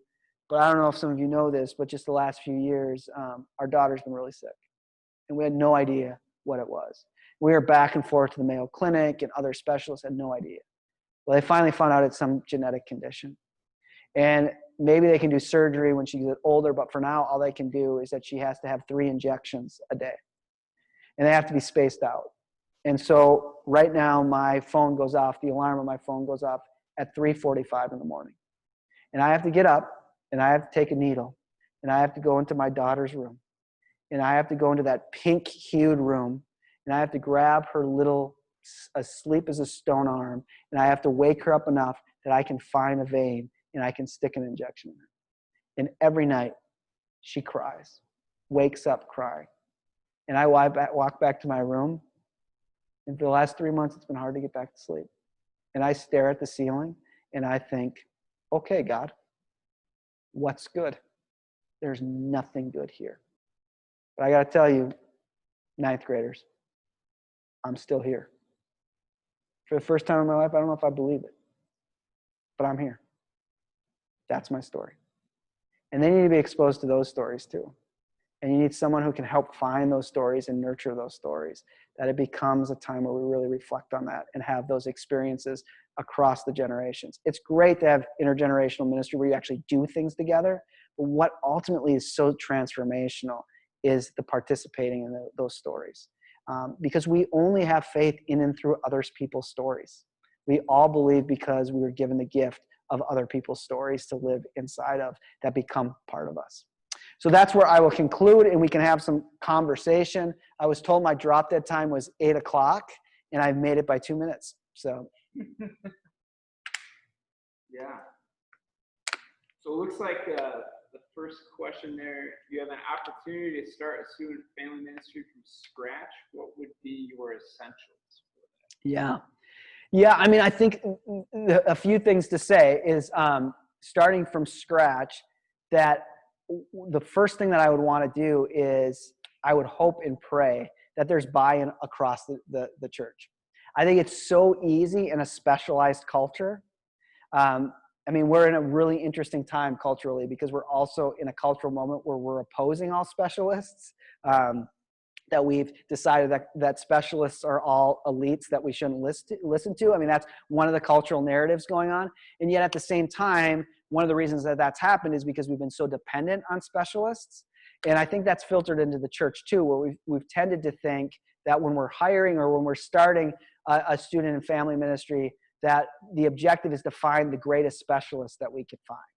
And I think the first place to start is for the families or for a good group of people within the church to be committed, that it's our responsibility to pass on faith to our children. And by our children, I don't necessarily mean your own children who are living in your house, but in the sense that this church's children. It's our responsibility to do that. And we may need some help. And we do have the budget here to hire someone to do that, but we need to see it as our responsibility to do that. And we're hiring someone to help us share our faith with our children. Instead of, we are hiring someone to share faith with our children. It's their job. They're the specialists. They know how to talk to 14-year-olds. I don't know how to do that. They're doing that. Instead of saying, no, it's all of our responsibility. And we have to figure out how we do that. And that will be different for different people. And we're going to need someone to advocate and to hold us accountable, and someone who's got some experience and maybe someone who's got some creative ideas. But it's our responsibility. So I think that is the most important thing, is the culture of the church, recognizing that this is the whole church's responsibility. And it is a weird thing. I mean, I tell people who are studying, like Joel studied with me, and I often float the idea that I want someone to write a thesis on if there's ever been another time in the history of the church where the people within the church, within the gathered community, has not seen it as its responsibility to pass on faith to its own children. And I think, I mean, I'm overstating this because I don't know, but I think this is the first time, and by this first time, I mean like in the last 50, 60 years, since like the 70s, this has been the first time that we've kind of felt like we hire someone to do that. And that's important, and we'll support that person by hiring that person. And I think we do need to make a transition that we're all in this. These are our children. And the people who are hired to be pastors or in pastoral roles within this and direct these programs are there really to assist us in passing on faith to our own children. What are family practices that help shape a Jesus life in places like Shoreview? A family that would only have time for one or two, which ones would you encourage? Yeah, so I mean, this is what's really interesting when we think about the pandemic within this, because I think the pandemic, the way I've been talking about this with folks thinking about the pandemic, is that the pandemic over these last months has both done something that I think is existentially incredibly difficult for us and given us a little opening of a possibility. And what I mean is that the really existential difficult piece has been that you've invested a lot in getting your kid to their senior baseball season. And maybe they were going to get a baseball scholarship. And then all of a sudden, there's no baseball season. Or you've been working on and thinking about, you've been dreaming since your daughter was in 7th grade, what it's going to be like to take her to Carleton and drop her off at the freshman dorm. And you guys worked your behinds off to get those test scores up so she could go to Carleton just like her uncle went to Carleton. And that's been her dream since she was on the campus. And she had a debate club tournament there. You got her into Carleton, and I don't even know if this is true about Carleton, but now no one's going to campus. Or maybe, it's going to be all online classes. And so in a certain sense, what the pandemic has done is pull this dream state. I'm building my kids' portfolio so that they can live whatever dream. It's stopped all that. And that's been, I think, really, really hard for middle-class parents. Like the concerted cultivation, you were all told you have to stop it now. You can't do it anymore. Well, some of us were like, I have my own meaning and identity helping my kid be able to go forward. So that's the hard thing. The possibility here is that you've actually been forced to slow down to a certain point, that a lot of us have done certain family interactions and family times that we've never been able to do before or never had the time to do. So there's an opportunity there. But the one thing that I think that you could do, even if things start to speed up again, is ultimately what your kid needs to hear is your story. And particularly since we're in the context of thinking of faith life, like, does your kid know why this story of God made known in Jesus Christ matters to you? Why you have some connection to the church, let alone this church? Like, do they know that story? And so I think often we just don't think about it. And so I think maybe the first thing we can do is both create an ethos for some kind of storytelling, and this is actually where the children's ministry thing is even more, the children's ministry is so important. And part of the reason it's so important is because it's important in and of itself. But it also is really important that if you try to do this when they are 16 or 17, it is like pulling teeth. But when you do it at 4 and 5 and keep doing it until they're 16 or 17, it's just part of what you do. And so I think sometimes in a lot of congregations and a lot of churches, there hasn't been enough discussion between the children's ministry and the youth ministry that these practices that we, particularly for families, we want really significant and are going to be really needed when they're in middle school and high school, they actually have to start really early. And you need a really deep thinking, reflective children's minister to be thinking about that. And actually, in some sense, it's too late for them to start at 4 and 5. They have to be starting, and there's big questions, huge questions when people, particularly young couples, are having their first child.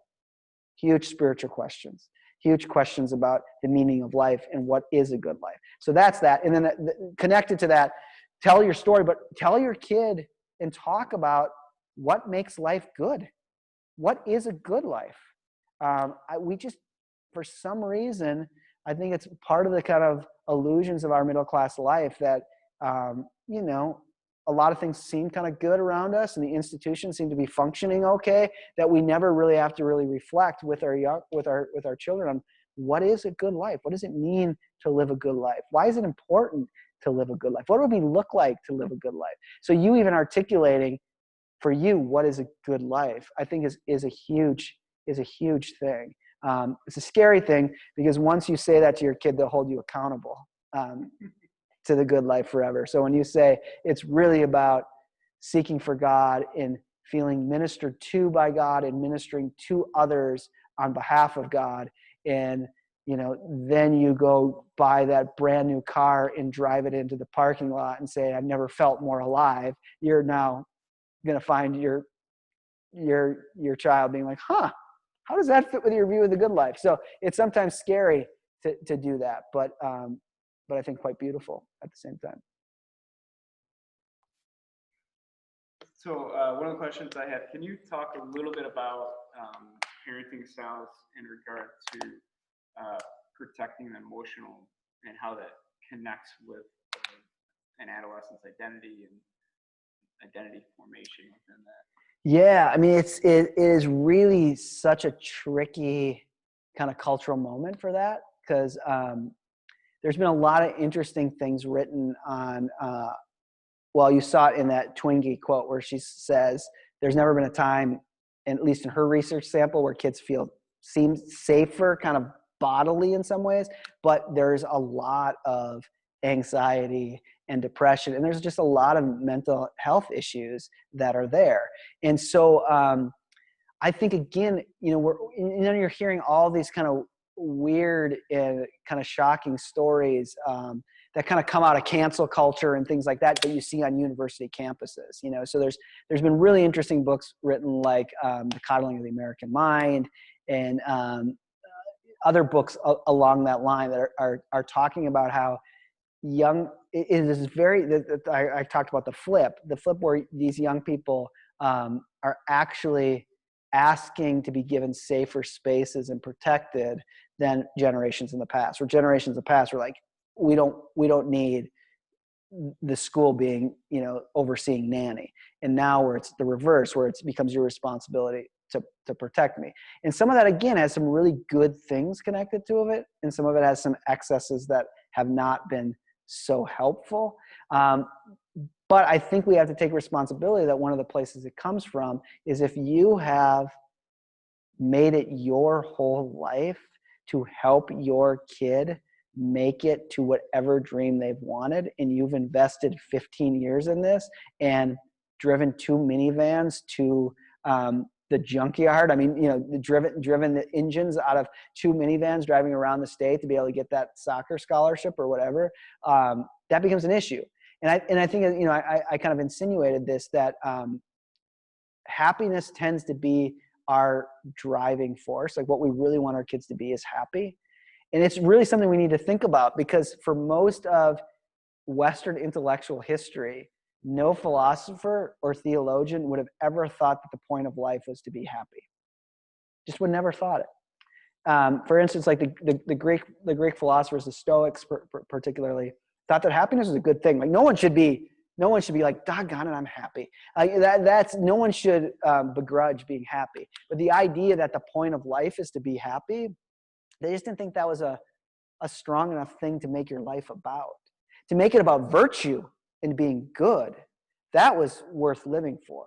To make it about something kind of transcendent that calls you, something bigger than you, like it may be in Christian language, we say to make your life about the kingdom of God, like that gives you something. To make it about joy of participating in the kingdom of God, that's worth living for. But happiness, we all want our kids to be happy, and like I said, we never should begrudge happiness. But is that the highest good that we want?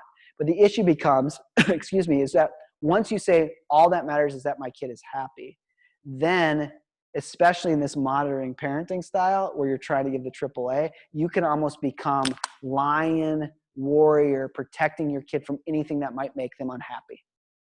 And particularly from them getting the recognition that you think that they deserve, So, these are a little bit old in the sense of YouTube videos, but we used to get, like, maybe we still do, I don't just see them, but, we used to get dozens of youth coaches beat up by parents annually at a year.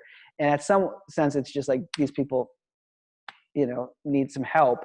But at another level, they feel like it's their job for their kid to be able to live their dream. And this coach is not playing them on the U13 team, and therefore they will not be able to advance and become the happy person they want to be. And actually, my kid thinks his identity is as soccer player, and this coach won't play them.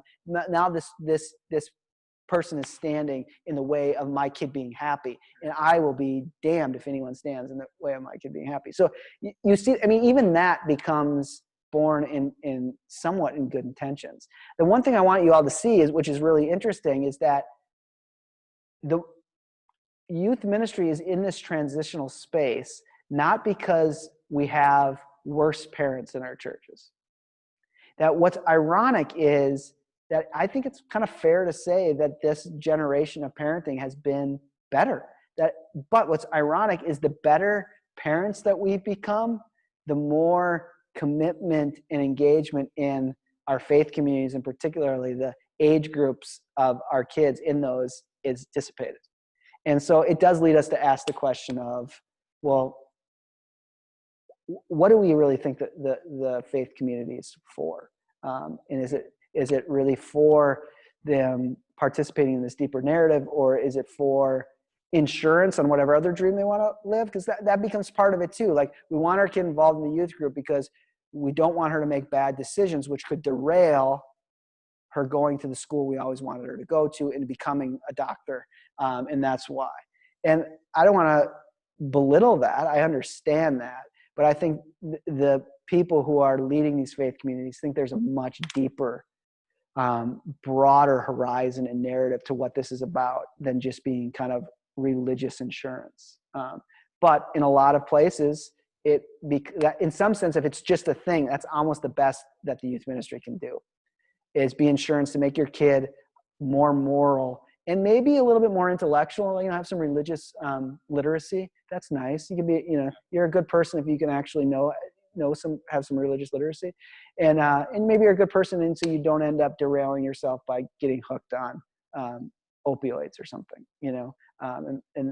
that's a real anxiety. Like real anxieties that our kids are something that we don't know is going to happen to our kids. So yeah, I could still keep talking about that, because in some sense, like the research is there that our kids are safer. Again, we're talking about middle class kids are safer than they've ever been. Like my son, particularly, this pandemic has been, I've wanted to pull my hair out, because he's basically only ever in his room. We know where he is at all times. But in another sense, he's only in his room on his computer, on his iPad. And in some sense, like he's never been safer. Like he can't even get hit by a car crossing the street because he won't go outside. But at another level, it's absolutely frightening, because these are the computer and the iPad are portals where he's being pulled into anywhere. And, there's only so many firewalls you can put up that they can't work around. And so it's just a weird time, I think, to be a parent, because you both feel like it's never been easier and it's never been harder. And I think that we see that play out. Yeah. But the emotional vulnerability that's there to be able to, we want to be able to protect our kids. Yeah. And that impulse is good. At the same time, do we overindulge? Yeah. Go too far? Right. Jeff Clark talks a little bit about how at times parents have been over-involved in the wrong things and under-involved in the right things. Mm-hmm. So how do we find that balance between those things? Yeah. I think your point about returning to identity, about storying the narratives that we have, that's a way for us just naturally to do it. To think, what's a story that I'm telling my kids? What's a story of how I've seen God in my own life, right? Over and over again. And one of the things it brought up to me, a couple of things. One was Pastor Kai has shared with us about how his family, his parents who were pastors, have started doing these Zoom chats together, and they would just come up with like one or two questions and just ask them to reflect on them, and stories just bubble out of them. And so Kai's kids and their grandkids, like they're all hearing these great narratives of their story, and they find themselves within it. The other thing it made me think of is the movie Inside Out. Oh yeah, no, that's great. Yep. That so much of that identity formation is rooted in those stories. Yep, absolutely. The main character. Yeah, that's a good reminder. I got to rewatch that movie. Probably better than my Stranger Things clip. Yeah. Right. My kids are 6 and 9, so we watch it all the time. But it made me think of those. Yeah. Yeah, I have a friend who's a psychologist, and she has a daughter, and one of the things that she does that's really interesting and really beautiful is her little daughter, and whenever her daughter is hurt, and she started this very young, whenever her daughter's hurt, and she's like, fell in the driveway or whatever and scraped her, she'll sit with her, and instead of being like, it's okay. She'll do that, but she'll also say, tell me a story about it. Tell me a story. And, I was walking and then I tripped and then that was there. But like the invitation to kind of tell a story, there's a certain way that things are healed within that story. And it's not just that you have the story, but it's also the event, the moment of sharing it that becomes significant. And so, that's, I think, something we have to think about is, sometimes even in like confirmation programs, like we have kids tell their faith stories, and sometimes they read them and sometimes they don't, but it's just as important the environment and how they tell the story and how the story is received as them kind of working it out, what it means. Like that moment, like we even know this from neuroscience, is that when we actually tell a story, we remember it. And it's one of the reasons that certain forms of therapy really work well, because you actually relive it in a certain way, and it can be kind of redeemed in having a community of people respond to it differently. If you tell a story about how you were always ignored, no one ever cared about you, and then you tell that story and have a group of people show you empathy and hear you, all of a sudden it starts to reframe those stories, and then it starts to reframe your own identity.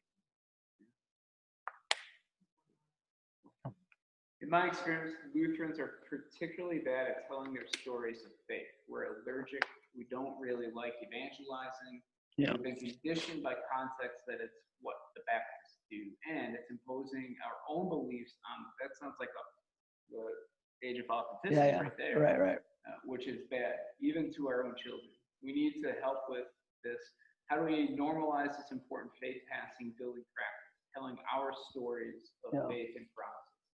Seems this needs to happen from the pulpit. That seems a little convicting to me. Preached on Sunday, and everywhere else, constantly. Yeah. I mean, I think that is really true. What would be interesting to explore is that how much this kind of, and I think this is true. I mean, you have experience in the Reformed tradition. I do a little bit too. A lot of experience in the Lutheran tradition. So just to say, like across the main line, almost Methodist may be a little bit different, but it's really hard for mainline people to do this. So I think there's something, and particularly for Lutherans, I mean, I think I'm overstating this a little bit, but there's something almost more than within the theological tradition that leads to this. It's more in maybe the immigrant experience that kind of led to this, and what it meant to be, like a late 19th century immigrant to America or something. But it has to happen. And so it's really true when you kind of pointed out the age of authenticity, that it's almost been justified not sharing and being really against emoting anything has been somewhat, it's been glossed as this is noble, we don't want to manipulate anyone.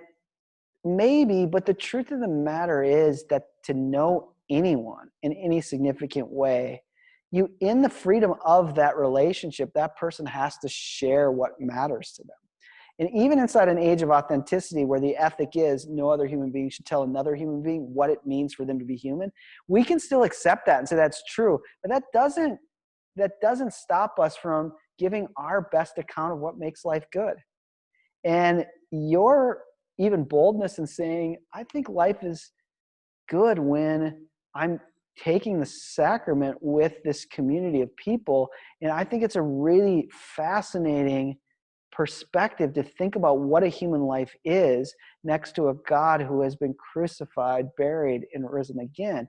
That doesn't cut off anyone else from being able to articulate their experience. So you being able to testify to the depth of what has given your life meaning and to narrate that experience actually is quite directly playing by the rules of the age of authenticity.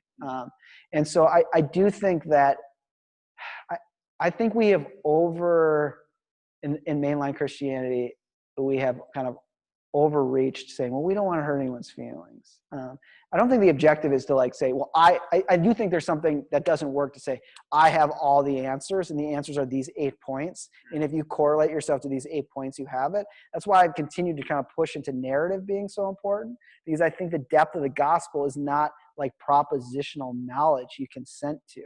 It's actually something you live that's more embodied and practiced.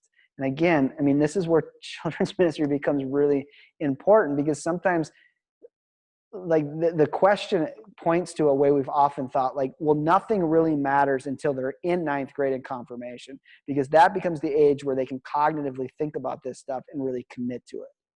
Except the way that we all know that the way faith is formed, or even the way you learn how to be and live in any sense of the good life, is never just a purely cognitive consent. It's a practice. It's a taking on of ways of talking in the ways of being. And so faith really is, and this is I guess my point on why this is actually so Protestant, because both Luther for absolute sure, and Calvin in his own way knew exactly in their egotistical minds, which I think they're right, but their very bold way, they knew exactly how God acted. And God acted through word, hence the word of God, hence the preached word. God acts through words. So one of the ways we can think about that with youth and children is to say, you talk your way into believing. You don't believe and then talk about it. You actually have to talk your way in.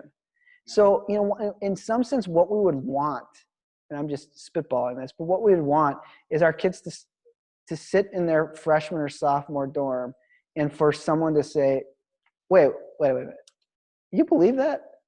And for them to say, yeah, because, and then tell the story of their grandmother. Or tell a story of someone at church. Not to say, no, I believe it because I memorized these 8 Bible verses and I took this test and I stood up on Confirmation Sunday and I said I believe it, so I believe it. Or I don't even know why I believe it, even though that's pretty true for all of us in some ways. But to say why do you believe it is to actually say, you actually have to testify.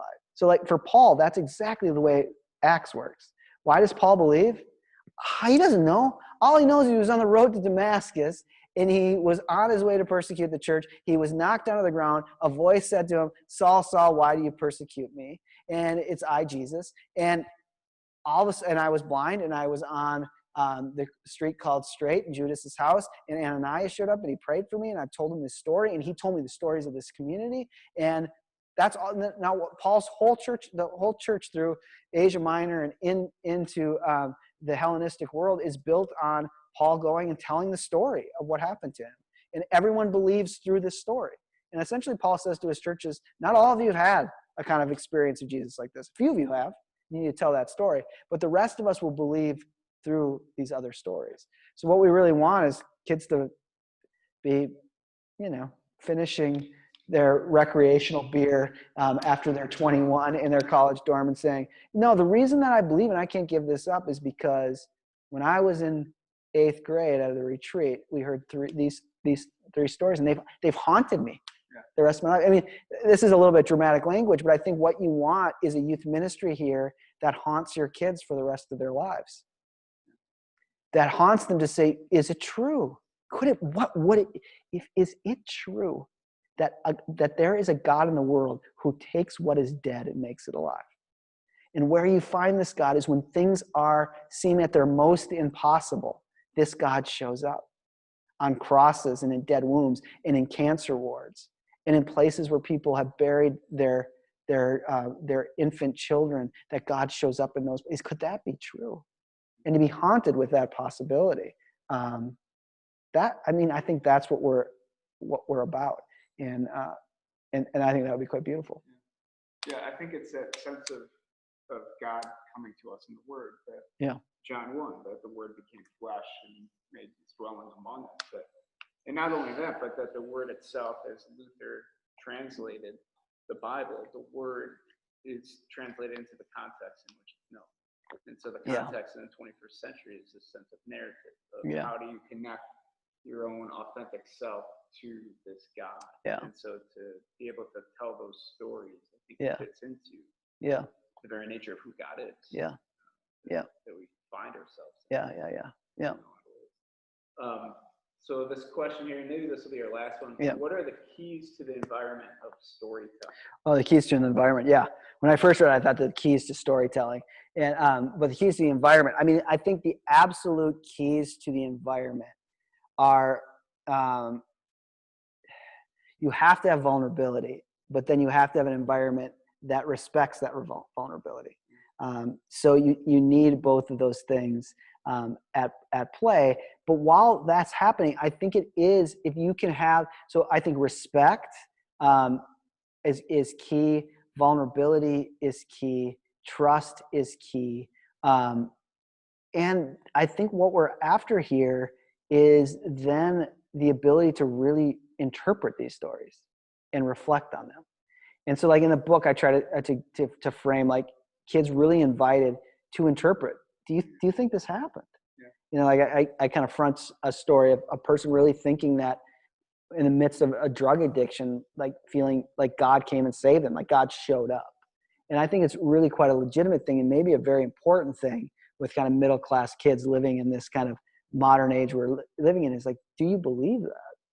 And respecting them enough to have to really discern that. So there has to be enough trust and respect that knows that, in some sense it seems very scary, but that everyone's story will be interpreted by this community. It will always be respected and held, but we hold it and respect it enough that we think it actually could mean something about even the way reality is structured. So, we want young people to really think, well, what is this? How would reality be structured if this really happened? And then what do we do with that? Here's Betty saying she prayed and she had a huge tumor in her lung, and God healed her, and it was gone the next time she had an ultrasound, and they said, well, that's a miracle. And then there's, Chase, and his wife died in a car accident. He has 2 kids he has to raise now alone. So who's God then? And so to be able to kind of deal with those stories, you need respect, and you need vulnerability, and you need the assertion, and it has to be built over time, that there's really something at stake in telling these stories. There's something at play. I shouldn't reference this because it's so obscure, but there's this Netflix show called The OA. Has anyone seen it? It's like 2 seasons. It's very sci-fi, and it's a crazy sci-fi show. I love it. But the first season are like these high school kids and this woman who has had this like really crazy experience. And we're actually, as viewers, we're not really sure if she is not all there or if this really kind of transcendent thing happened. But she gathers these kids and she tells them this story. He keeps telling them these stories. And they kind of have to figure out, is it true or is it not? And she's like showing them these practices too. I mean, it gets a little wacky, but it always reminds me of, in some ways, that's what we're after, is people telling these stories, and then the freedom to say, well, if that really happened, then we got to make sense of it. And how do we make sense of it? And how do we think about that? So, I mean, that's always like the assertion about Christian communities or religious communities in general, like they're brainwashing kids. And I think it's actually the exact opposite, is that we're exposing them to the heart of what it means to be the Christian story, but then we're asking them to really discern, to really wrestle, to really, this is what faith seeking understanding is really about. The only other thing I'll say about, because I first read that as what are the keys to storytelling. And the key to storytelling, I think, always is, within complete honesty and authenticity, is there has to be something at stake. If there's not something at stake, it's not a good story. You know what I mean? And so I think, and I would just extrapolate that to the way we interact with young people, is so often with their parents or just other adults, especially as it's related to faith life, they don't know what's at stake. What's at stake here? Why does this matter? Well, it's nice. There's nice people here, and that's nice. We do fun things once in a while. But really to remember, there's something really at stake here. And again, well, how? Well, now I have to tell you the story of what's at stake. But that's, I think, if you're also teaching people how to tell young people stories, is you have to give them a kind of sense of the arc of what's at stake, or how we tell our own children the story is what's at stake for us and why we're here. And I guess it teaches us something if there's nothing at stake, and we just have been doing this, and it doesn't really, matter. So, cool. Well, thank you, Andy. Yeah, this was fun. Thank you for everyone who was on Zoom. Yeah, it's a little different. Yeah. So this will be posted online, and so those who had to leave can come back, and we'll send an email out with all the information. Thanks for being with us, friends, and we'll see you soon. Okay.